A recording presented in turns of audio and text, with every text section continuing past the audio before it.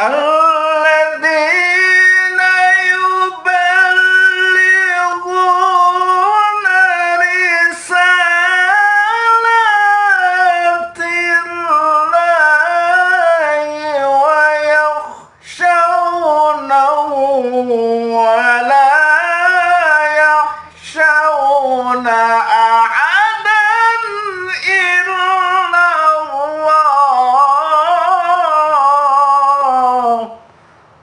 نفحات الرحمن بمولد الهادي أضاءت الأكوان يا بهجة الدنيا يا نفحات الرحمن يا بهجة الدنيا. بسم الله الرحمن الرحيم.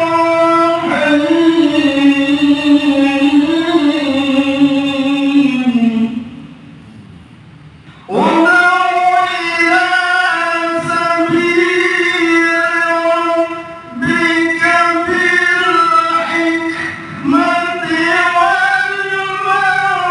والموعظة الحسنة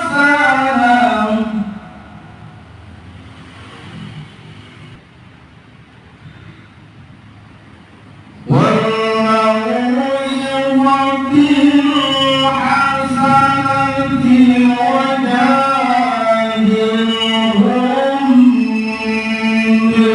بالتي هي أحسن إن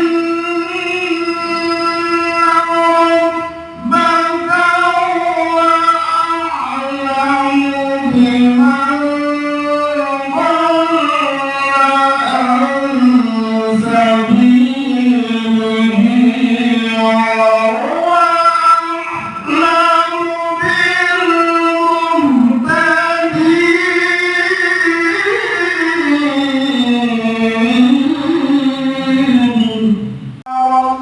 ربك الأكرم الذي علم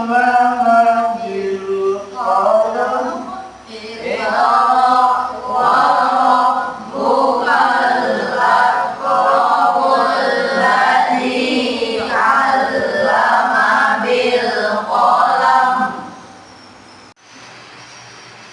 اقرأ وربك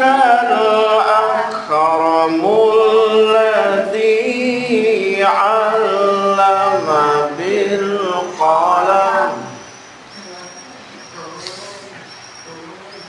اقرأ وربك الأكرم الذي علم بالقلم. أرآه استغنى إن إلى ربك الرجعى.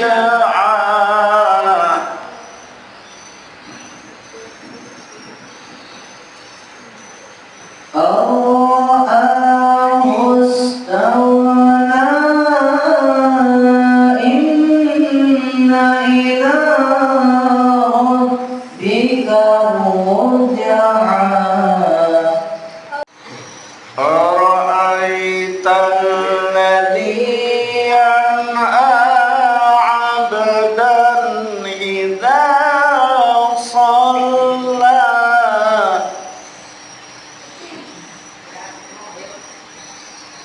أرأيت الذي ينهى عبدا إذا صلى. أرأيت إن كذب وتولى. ألم يعلم بأن الله يرى.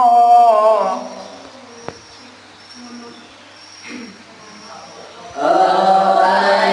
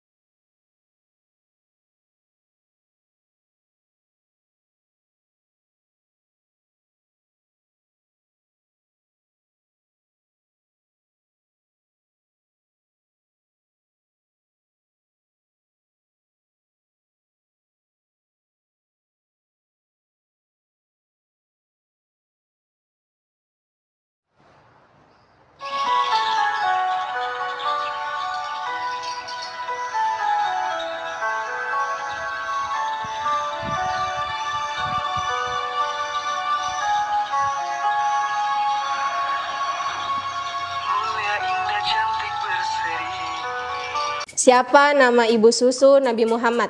Halimatus Sadiah. Betul. Nama masjid yang apabila sholat di dalamnya mendapatkan pahala setara dengan ibadah umroh. Masjid Kubah di Madinah. Kota yang dijuluki sebagai kota mawar. Kota Taif. Betul. Raodah di Masjid Nabawi dikenal sebagai Taman-taman surga. betul. Surga. Sebutkan nama bulan ketiga dan keempat dalam kalender Islam. Rabiul Awal dan Rabiul Akhir. Betul. Dalam sejarah, kapan penentuan tahun Hijriah atau kalender Islam? Ketika Rasulullah hijrah dari Mekah ke Madinah. Disebut apakah tahun kelahiran Nabi Muhammad SAW? Coba teman-teman jawab di kolom komentar ya.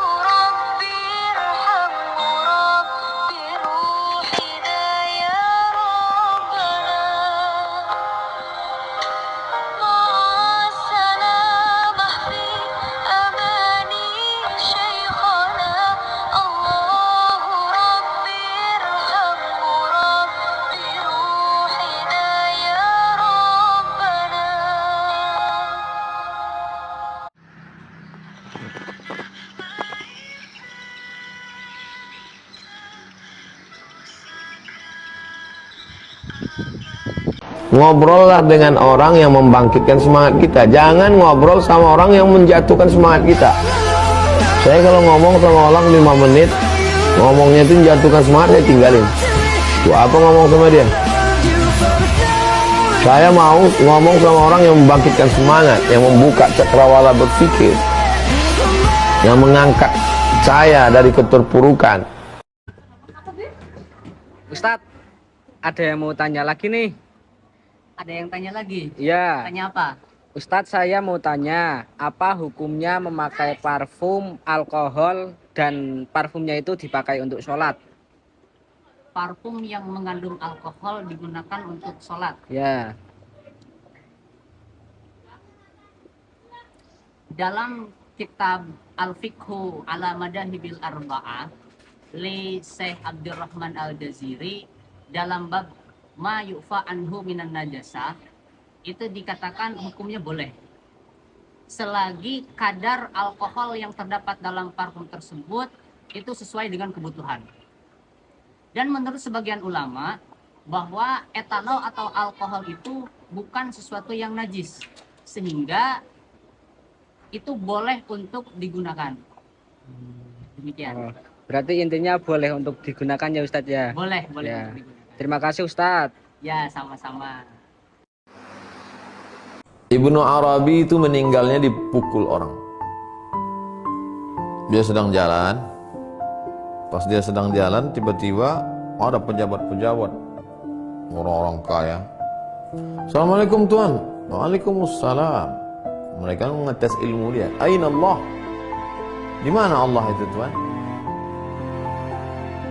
Kata dia, tahta qadamayya hadha. Allah itu di bawah tapak kakiku.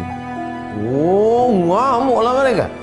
Syirik, sindik, kafir, dipukul mereka, meninggal. Meninggal karena mengatakan Allah di bawah tapak kaki.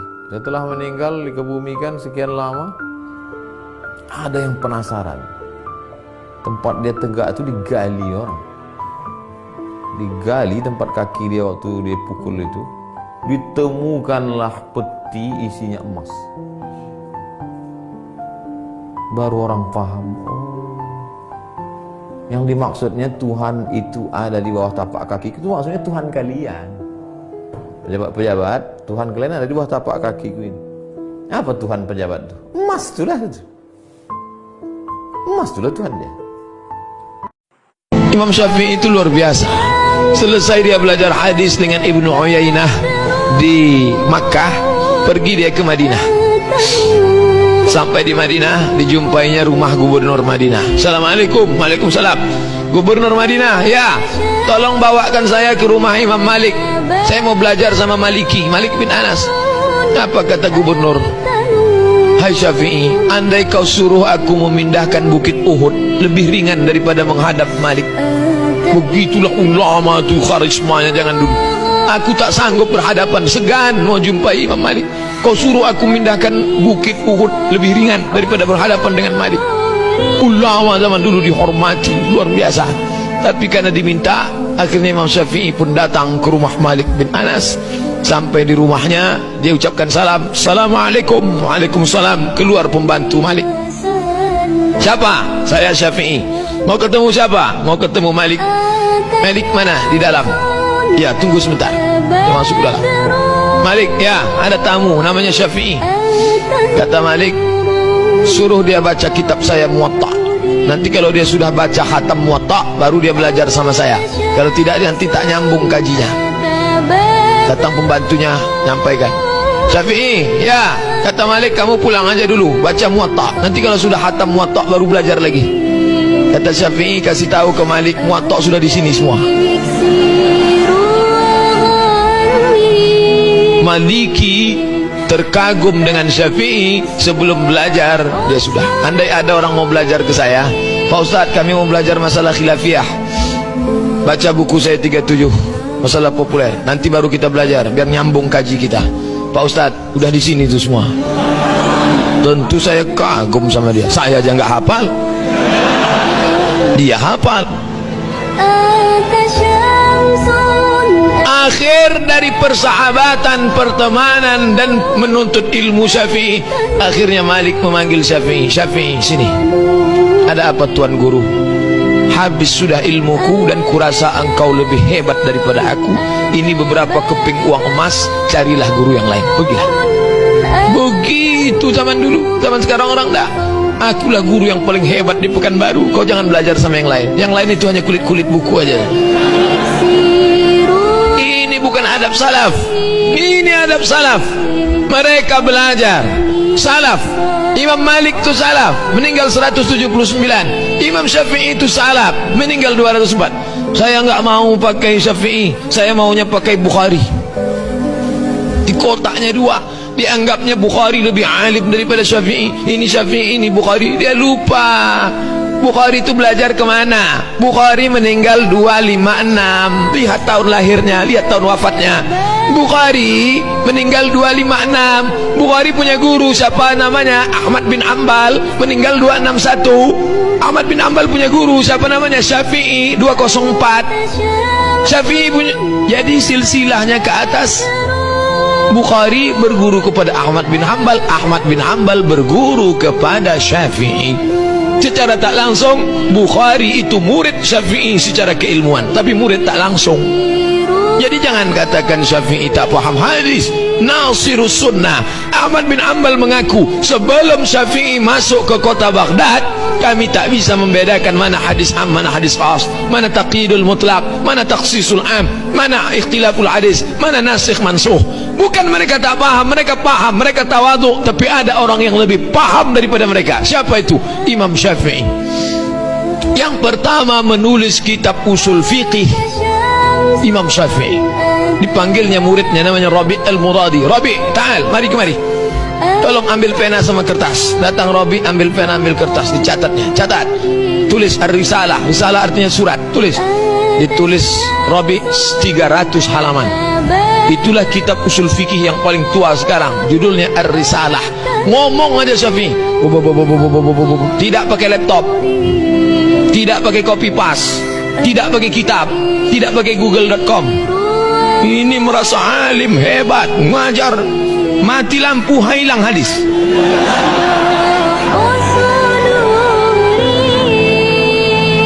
Ini Syafi'i yang berpendapat ini. Kalau sombong baru haram, kalau tak sombong tak sampai kepada haram. Yang ngomong siapa? Jadi jangan bilang kata Abdul Somad, kamu kenapa gini? Kata Ustadz Somad, Somad tak ada apa-apanya. Somad itu cuma tukang tulis terjemah. Kebetulan suaranya kuat, dia ngomong. Makanya kata Imam Junaid, selalu saya mengutip Imam Junaid, bagaimana dengan orang yang mengaku wali, mengaku orang sudah sampai maqam tajrid. Tajrid artinya nggak ada ikhtiar lagi. Tiga standarnya. Yang pertama, menjauhi perbuatan yang haram walaupun kecil. Dua, melakukan perbuatan sunnah walaupun ringan. Yang ketiga, mengambil dunia hanya sekedar untuk memenuhi kebutuhan. Ya. Kalau nanti antum ketemu sama orang ngaku wali kutub utara, kutub selatan, lihat dalam hal tiga. Pertama, menjauhi yang haram walaupun kecil. Yang kedua, melakukan sunnah walaupun berat ringan. Yang ketiga, mengambil dunia hanya secukupnya saja. Kalau ada itu pada dia, mungkin dia wali. Itu pun masih kemungkinan, karena yang tahu wali itu cuma wali. Azab itu bukan penyakit, penyakit bukan azab. Azab itu bukan miskin, kemiskinan bukan azab. Azab adalah ketika tak merasakan nikmat saat bersujud subhana rabbiyal a'la wa bihamdi. Azab itu adalah ketika makan cukup, tidur cukup, tak sempat bangun malam tahajud, tak merasakan nikmatnya usolli sunnat tahajud raka'ataini lillahi ta'ala. Itulah azab yang paling mengerikan. Kalau masalah kaya, tak ada yang lebih kaya daripada Qarun. Kalau masalah berkuasa, tak ada yang lebih berkuasa daripada Fir'aun. Jadi kalau orang mengukur kesuksesan pada kaya, yang paling sukses Qarun. Kalau diukur kesuksesan berkuasa, maka tidak ada yang lebih hebat daripada Namrus, daripada Fir'aun. Jangan mengukur kebahagiaan dengan benda, karena benda tidak membahagiakan. Kalaulah bahagia itu dengan benda, maka Fir'aun lebih bahagia daripada Musa. Kalaulah bahagia itu dengan jabatan, Namrus lebih bahagia daripada Ibrahim. Kalaulah bahagia itu karena diterima orang, maka Abu Lahab lebih bahagia daripada Nabi Muhammad SAW.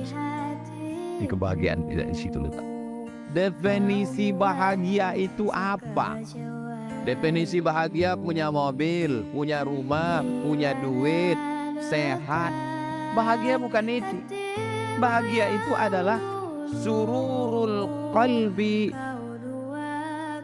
tenangnya rasa hati, bimururil qada, ketika takdir Allah terjadi. Jadi bahagia itu adalah ketenangan hati. Bapak pikir, ibu pikir orang-orang yang banyak uang, banyak duit itu bahagia? Belum tentu bahagia. Kebahagiaan itu ada di dalam hati orang yang beriman. Ustadz, pertanyaan dari anak saya kelas 1 SD. Nyamuk itu nanti masuk surga apa masuk neraka Pak Ustadz? Tolong tanyakan ke Ustadz Soman. Jadi semua binatang, anak-anakku, anak-anak kelas 1 SD yang bertanya ke nyamuk, karena dia ini kan selalu digigit nyamuk. Jadi dia mau Allah tuh adil apa tidak, memasukkan nyamuk dia ini ke neraka. Jadi anak-anakku, anak kelas 1 SD yang ini kawan kalian bertanya tentang nyamuk. Semua binatang ini nanti dibangkitkan di padang mahsyar. Ayam, itik, nyamuk semua bangkit. Lalu kemudian dengan satu kalimah Allah mengatakan, kunu turaban, wahai semua binatang berubah kalian jadi tanah. Maka nyamuk, kucing, ayam, harimau semuanya berubah menjadi tanah. Waktu itu orang kafir berkata, wa yaqulul kafiru ya laitani kuntu, andai aku jadi tanah. Maksudnya andai aku dulu binatang, waktu di dunia binatang, maka di akhirat jadi tanah. Maka nyamuk yang menggigit kau itu nanti jadi tanah. Jelas? Saya akan cerita tentang argumentasi ilmiah bahwa ahli sunnah wal jamaah itu luar biasa. Saya di Jogja berteman banyak para profesor, para doktor, termasuk akademisi sosial yang mungkin pernah di mana-mana. Pernah tanya saya begini, Pak Bahak, kenapa Anda baca kitabnya referensinya luas kok tetap NU katanya. Terus saya bilang, problemnya apa sebagai NU? Biasanya terus mereka mengutip sekian makalah. Kebetulan makalah itu provokatif dan siapapun yang baca makalah itu pasti menjadi NU, tak jamin ya. Kalau di Jogja misalnya di satu penerbitan, saya termasuk di dalamnya, itu pernah diperbandingkan kitabnya Said Muhammad Mafahim Yajibu Antusohah dengan kitabnya Bin Bas, judulnya Hadihi Mafahimuna. Biasanya kitab-kitab terjemahan Wahabi itu memang cukup provokatif dan dengan narasi yang memang siapapun yang nggak pernah mondok pasti tertarik. Misalnya begini, cerita bid'ah misalnya, Iyakum wa muhdatsatil umur fa inna kulla bid'atin dhalalah wa kulla dhalalatin finnar, misalnya gitu. Wa kulla muhdatsatin bid'ah wa kulla bid'atin dhalalah wa kulla dhalalatin finnar. Ada yang baca wa kullu bid'atin dhalalah wa kullu dhalalatin finnar. Terus beliau meneruskannya begini, kata Bin Bas, hadza huwa Rasulullah hakama bi annal bid'ah kullaha dhalalah. Terus diteruskan, wajar asy-Syafi'i faqasama ila hasanatin wa dhalalatin wa sayyi'atin. Jadi dengan narasi seperti itu orang itu tahu bahwa Syafi'i itu kurang ajar tenan gitu, kira-kira gitu. Jadi dia, ini Rasulullah yang mengatakan semua bid'ah ini dhalalah, tapi Syafi'i lancang dengan membagi ada dhalalah, ada sayyi'ah, ada hasanah, ada sayyi'ah. Ini aneh katanya. Wong Rasulullah yang Nabi saja bilang satu, semuanya dhalalah, kok dia bilang dua gitu. Diredaksikan Jaro'ah, kira-kira makna sedannya yang lama atau berani. Sehingga orang mesti tanya, kenapa sih tidak ikut Rasulullah saja? Tapi ini satu ilmu, setidaknya ilmu perdebatan, bukan ilmu hakiki, karena kita tidak tahu yang diridhani Allah yang mana. Tapi kemudian Said Muhammad dalam kitab Abu Abdul Faros, juga dalam kitab-kitab beliau menyanggah itu dengan mengatakan, jika makna bid'ah adalah yang nggak pernah dilakukan Rasulullah, itu salah besar. Terus beliau cerita sekian hal, termasuk yang diceritakan adalah ada seorang sahabat ketika sholat dengan Rasulullah tidak pakai doa mainstream, yaitu ketika itidal sahabat tadi bilang alhamdulillah hamdan katsiran thayyiban mubarakan fih. Setelah itu setelah Nabi habis sholat tanya ayyukumul qail, siapa tadi yang melafatkan itu? Semua sahabat diam karena takut disalahkan. Tapi apa yang dikatakan Nabi? Tidak, saya tidak akan menyalahkan. Saya tadi melihat isna asyara malakan. Saya tadi melihat 12 malaikat. Yabtadirunaha ayyuhum yaktubu awwalu. Semuanya itu bergegas siapa yang nulis awal. Terus kata sahabat tadi, ha anadha ya Rasulullah. Padahal ini satu kalimat yang bahkan Rasulullah tidak mengajarkan, dan Rasulullah bahkan iskal kenapa ada kalimat itu. Tapi toh dibenarkan oleh Allah dan Rasul. Cerita Sayyid Muhammad kedua adalah ada sahabat setiap ngimami itu main kulhu. Wah, ngimami apa saja main kulhu. Singkat cerita makmumnya itu gerutu, ini orang kok main kulhu terus ini. Setelah dilaporkan ke Rasulullah, ditanya sama Rasulullah, kenapa kamu main kulhu? Ini dilaporkan ke saya.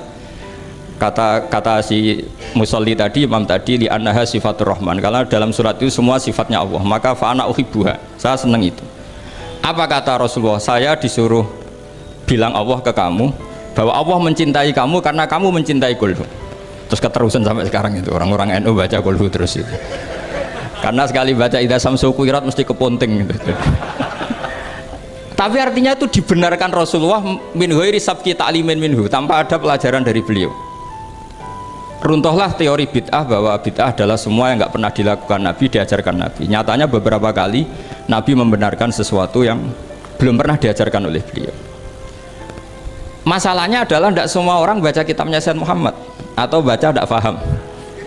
Nah, sementara kitab Hadhihi Mafahimuna itu diterbitkan secara masif oleh pemerintahan Arab Saudi, dan ada terjemahnya lagi, sehingga yang nggak bisa Arabnya bisa terjemahnya.